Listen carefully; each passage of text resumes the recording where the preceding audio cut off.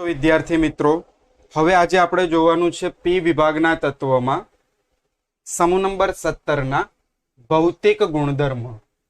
તો હેલોજન સમૂહના જેટલા પણ તત્વ છે ફ્લોરિન, ક્લોરિન, બ્રોમિન, આયોડિન, એસ્ટેટિન, તેના અંદર એક ધારું વિચલન જોવા મળે છે. એટલે કે જો કોઈ ગુણધર્મ, ધારો કે એની ઉત્કલન બિંદુ અને ગલન બિંદુ લઈ લઈએ, તો સમૂહમાં ઉપરથી નીચે તરફ જતા ક્રમશઃ વધે જ છે. એવું નથી થતું કે અમુક તત્વમાં વધે પછી અમુક તત્વમાં ઘટે, એવું આપણને જોવા મળતું નથી. તો પહેલો પોઈન્ટ લખી શકાય કે આ સમૂહના તત્વમાં એક ધારું જે ભૌતિક ગુણધર્મ છે તેમાં એક ધારું વિચલન જોવા મળે છે. બીજો પોઈન્ટ આપણે એનો અગત્યનો પોઈન્ટ લઈએ છીએ એની અવસ્થા. કુદરતમાં આપણને કઈ રીતે મળે છે, કઈ અવસ્થામાં મળે છે? તો પહેલું લઈએ છીએ આપણે ફ્લોરિન, ક્લોરિન, બ્રોમિન અને આયોડિન. તો ફ્લોરિન અને ક્લોરિન આપણને વાયુમય અવસ્થામાં મળે છે. બ્રોમિન આપણને મળે છે પ્રવાહી અવસ્થામાં અને આયોડિન આપણને મળે છે ઘન અવસ્થામાં. તો પોઈન્ટ નંબર 2 આપણે લખ્યું એની અવસ્થા માટે. પોઈન્ટ નંબર 3 આવે છે દ્રાવ્યતા માટે. તો જો ફ્લોરિન અને ક્લોરિન પાણીમાં દ્રાવ્ય થાય છે. ફ્લોરિન, ક્લોરિન પાણીમાં કેવા છે? દ્રાવ્ય છે. જ્યારે બ્રોમિન અને આયોડિન પાણીમાં અલ્પ દ્રાવ્ય છે. તો પ્રશ્ન એ થાય કે બ્રોમિન અને આયોડિન શેમાં સંપૂર્ણ દ્રાવ્ય થાય છે? આગળ પોઈન્ટ લખીશું. બ્રોમિન અને આયોડિન તે carbon disulphide, carbon tetrachloride, chloroform અને હાઇડ્રોકાર્બન સંયોજનમાં દ્રાવ્ય થાય છે. તો બીજો આખો પોઈન્ટ આપણે દ્રાવ્યતા માટે લીધો. ફરીથી એક વખત, ફ્લોરિન અને ક્લોરિન પાણીમાં કેવા છે? સંપૂર્ણપણે દ્રાવ્ય થાય છે. જ્યારે બ્રોમિન અને આયોડિન પાણીમાં અલ્પ દ્રાવ્ય છે. બ્રોમિન અને આયોડિન એ carbon disulphide, carbon tetrachloride, chloroform અને હાઇડ્રોકાર્બન સંયોજનમાં જ દ્રાવ્ય થાય છે. હવે અહીંયા બધે મેં ફ્લોરિન, ક્લોરિન, બ્રોમિન, આયોડિન એક જ પરમાણુએ લખ્યું છે, પણ આપણે સૌ જાણીએ છીએ કે હેલોજન સમૂહ X2 તરીકે અસ્તિત્વ ધરાવે છે. એ ખ્યાલ હોવો જોઈએ. ત્યારબાદનો પોઈન્ટ આવે છે અહીંયા દેખાવ. એનો કયા પ્રકારનો રંગ જોવા મળે છે? તો સૌ પ્રથમ કે હેલોજનના જેટલા પણ તત્વો છે એ રંગીન છે. તો હેલોજનના બધા તત્વો રંગીન છે, એટલે કે કંઈક ને કંઈક રંગ ધરાવે છે. કોઈ પણ વસ્તુ રંગ ધરાવે એની પાછળનું કારણ શું હોય છે? તો એક જ કારણ હોય છે કે જ્યારે કોઈ વસ્તુ ઉપર દ્રશ્યમાન પ્રકાશ પડે છે ત્યારે તે પદાર્થ તે પ્રકાશમાંથી ઉર્જાનું શોષણ કરે છે અને તરત જ શોષેલી ઉર્જાને એ ઉત્સર્જિત કરે છે તરંગ લંબાઈ સ્વરૂપે. અને જે તે તરંગ લંબાઈને કારણે દરેક પદાર્થનો રંગ અલગ અલગ આપણને જોવા મળે છે. તો અહીંયા પણ કંઈક એવું જ છે આપણી પાસે કે ફ્લોરિન, ક્લોરિન, બ્રોમિન અને આયોડિન. તો ફ્લોરિન આપણને જોવા મળે છે પીળા રંગનું, જ્યારે ક્લોરિન આપણને જોવા મળે છે લીલાશ પડતા પીળા રંગનું, જ્યારે બ્રોમિન આપણને જોવા મળે છે લાલ નારંગી રંગ જેવું સોલ્યુશન હોય છે, લાલ નારંગી રંગનું, અને જ્યારે આયોડિન આપણને જોવા મળે છે જાંબલી રંગનું. તો હેલોજનના બધા જ તત્વો રંગીન હોય છે, દરેકના રંગ મેં અહીંયા દર્શાવ્યા, MCQ માં પૂછી શકે.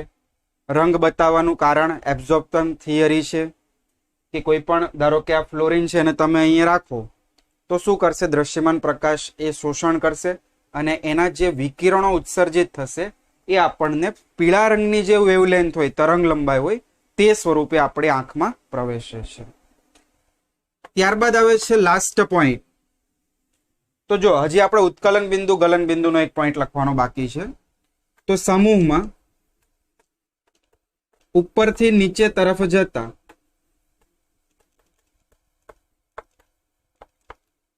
ઉત્કલન બિંદુ અને ગલન બિંદુ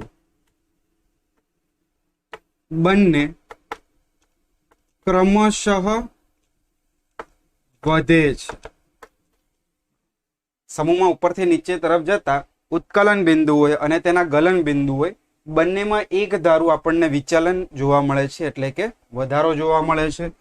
લાસ્ટ આવે છે બંધ લંબાઈ કયો અથવા બંધ એન્થાલ્પી. બે સ્વરૂપે આપણે સમજી શકાય આને. તો જો અહીંયા થોડું અપવાદ આપણને જોવા મળે છે. એ અપવાદનું કારણ સમજજો કે હેલોજનની અંદર બંધ લંબાઈની વાત કરીએ તો આપણી પાસે ફ્લોરિન બોન્ડ ફ્લોરિન, પછી ક્લોરિન બોન્ડ ક્લોરિન. મેં તમને શરૂઆતમાં કીધું હતું હેલોજન X2 અણુ તરીકે અસ્તિત્વ ધરાવે છે, એટલે કે બે હેલોજન પરમાણુ એકબીજા સાથે જોડાયેલા હશે. બે ફ્લોરિન, બે ક્લોરિન, બે બ્રોમિન અને બે આયોડિન. હવે અહીંયા વાત કરીએ કે બંધ લંબાઈ અથવા બંધ એન્થાલ્પી, તો હું તમને અહીંયા એક જ ક્રમાંક આપું છું, એનાથી વિરુદ્ધ થશે બંધ એન્થાલ્પી.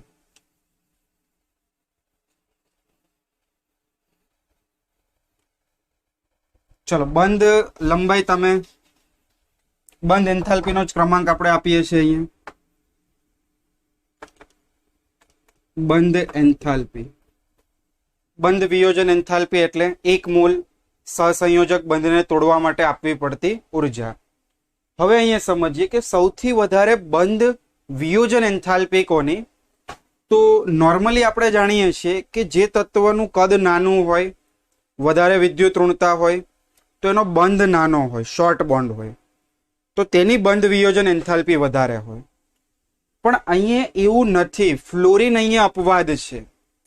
સમજાવું છું કઈ રીતે અપવાદ છે. પેલા તો સૌથી વધારે બંધ એન્થાલ્પી છે કોની? તો કે ક્લોરિનની. ફ્લોરિન, ક્લોરિન, બ્રોમિન, આયોડિન બધામાંથી ક્લોરિનની બંધ વિયોજન એન્થાલ્પી વધારે છે. હવે ફ્લોરિનની કેમ ક્લોરિન કરતા ઓછી છે એનું કારણ આપણે સમજવાનું છે. તો આપણે અગાઉ પણ ઇલેક્ટ્રોન પ્રાપ્તિ એન્થાલ્પીમાં આના આગળના લેક્ચરમાં ભણ્યા કે ફ્લોરિનની ઇલેક્ટ્રોન પ્રાપ્તિ એન્થાલ્પીનું મૂલ્ય ઓછું ઋણ હોય છે, કારણ કે તેનું કદ નાનું છે. એટલે જે ઇલેક્ટ્રોન આવે છે અને જે ઇલેક્ટ્રોન હાજર છે એ બંને વચ્ચેનું અપાકર્ષણ મહત્તમ બને છે. તો અપાકર્ષણ મહત્તમ બને એટલે બંધ શું થશે? થોડો પહોળો બનશે. માટે F બોન્ડ F સરળતાથી તૂટી જાય છે, એટલે Cl બોન્ડ Cl ની બંધ વિયોજન એન્થાલ્પી F બોન્ડ F કરતા વધારે છે. આ સરળતાથી તૂટી જાય છે. તૂટવા પાછળનું કારણ શું કીધું? વધારે અપાકર્ષણ. ઇલેક્ટ્રોન ઇલેક્ટ્રોન વચ્ચે થતું વધારે અપાકર્ષણ છે. બાકી ક્રમશઃ ક્લોરિન થી બ્રોમિન અને બ્રોમિન થી આયોડિન તરફ જતા બંધ એન્થાલ્પીનું મૂલ્ય ઘટે છે, કારણ કે બંધ લાંબો બનતો જાય છે. તો બસ આ હતું અહીં આપણી પાસે ભૌતિક ગુણધર્મ. તો ખાસ એટલા લખી નાખો.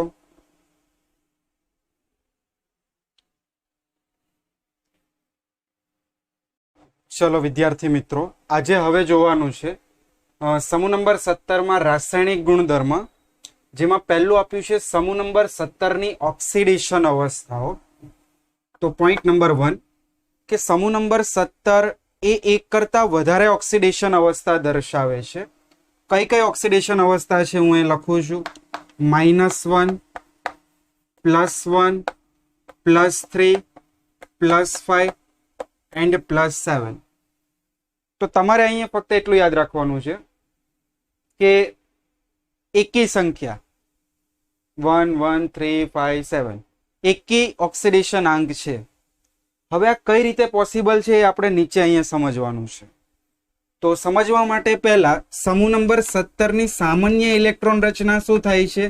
NS2NP5. આપણે સૌ જાણીએ છીએ NS2NP5. તો મેં અહીંયા ભૂમિ અવસ્થામાં હેલોજન પરમાણુની આ સામાન્ય ઇલેક્ટ્રોન રચના દર્શાવી. NS NP અને NP પછી કયો ઓર્બિટલ આવે? ND. ચલો NS2 તો આના અંદર લખ્યા મેં 2 ઇલેક્ટ્રોન. NP5 5 ઇલેક્ટ્રોન આવી રીતે ભરાશે 1 2 3 4 અને આ 5. તો આ થઈ ગઈ ભૂમિ અવસ્થામાં હેલોજન પરમાણુની ઇલેક્ટ્રોન રચના. પણ અહીંયા ફ્લોરિનની નથી, આ ફ્લોરિન સિવાય, કારણ કે ફ્લોરિનમાં ડી કક્ષક પ્રાપ્ય હોતી નથી. એટલે ખાસ આ સમજો, બ્રેકેટમાં મેં અહીં લખ્યું છે ફ્લોરિન સિવાયના તત્વો છે અહીંયા, જેમ કે ક્લોરિન, બ્રોમિન અને આયોડિન, એમાં જ ડી કક્ષક પ્રાપ્ય હોય છે. તો જો ભૂમિ અવસ્થામાં તમે અહીંયા કોઈ પણ હેલોજન પરમાણુ છે, તેની ઓક્સિડેશન અવસ્થા -1 અથવા +1 હોય છે, જે આ એક અયુગ્મિત ઇલેક્ટ્રોનની હાજરીને કારણે હોય છે. તો અહીંયા બાજુમાં લખી શકાય બધાના કારણો. એક અયુગ્મિત ઇલેક્ટ્રોનની હાજરી, -1 અને +1 ઓક્સિડેશન અવસ્થા સૂચવે છે. આ પહેલો પોઈન્ટ. હવે આપણે શું કરીએ છીએ? પ્રથમ ઉત્તેજિત અવસ્થા. તો મિત્રો આમાં શું થશે? પ્રથમ ઉત્તેજિત અવસ્થામાંથી NP નું એક ઇલેક્ટ્રોન ND કક્ષકમાં ટ્રાન્સફર થશે, બાકી એઝ ઇટ ઇઝ. તો ચલો અહીંયા 1 આ 2. હવે અહીંયા 5 ઇલેક્ટ્રોન છે, એક ઇલેક્ટ્રોન આગળ જતો રહ્યો, એટલે અહીંયા શું થશે? 1 2 3 અને આ 4 અને 5મો ઇલેક્ટ્રોન આવે છે અહીંયા. જો ના ખ્યાલ આવે તો પહેલા હું અહીં લખી આપું છું 2 5 અને આ 0 હતું. હવે શું થયું? NS2 NP4 અને ND1. પ્રથમ ઉત્તેજિત અવસ્થામાં NP નો એક ઇલેક્ટ્રોન ND માં ગયો, એક ઇલેક્ટ્રોન ગયો એટલે પ્રથમ ઉત્તેજિત અવસ્થામાં.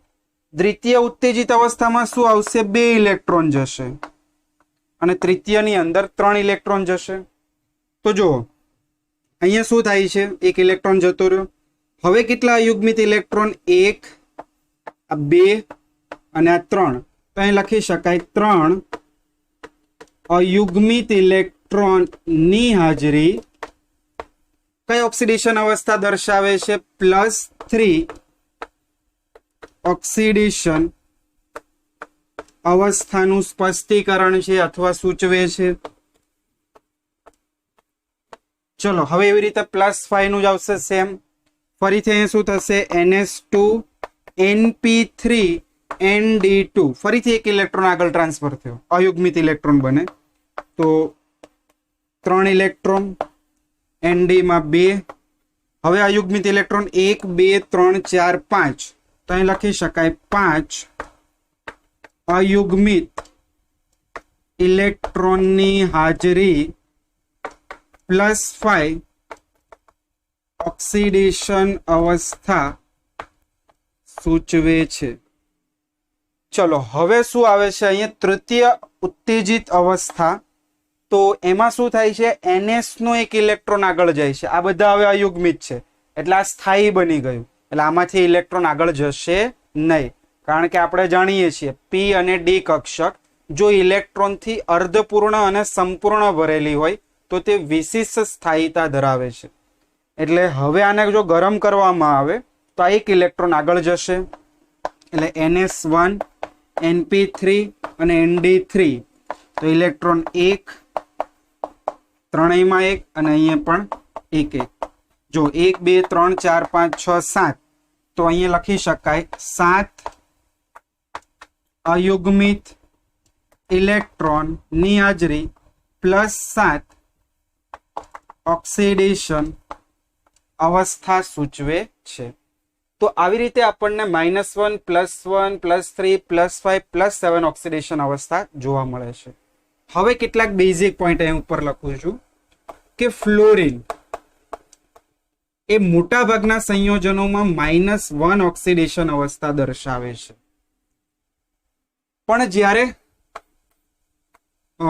અન્ય તત્વો આપણે લઈએ જેમ કે બ્રોમિન, ક્લોરીન અને આયોડિન, તો આ તત્વની ઓક્સિડેશન અવસ્થા -1 પણ હોય છે, +1 +3 +5 +7 પણ હોય છે. હવે પ્લસ ઓક્સિડેશનાંક ક્યારે હોય આ બ્રોમિન, ક્લોરીન અને આયોડિનનો? તો જ્યારે અહીં લખું છું આ તત્વો ઓક્સો એસિડ હોય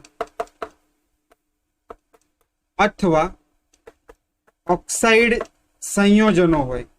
હવે ઓક્સો એસિડ ઓક્સાઇડ સંયોજનોમાં કેમ પોઝિટિવ હોય એનું કારણ સમજાવું.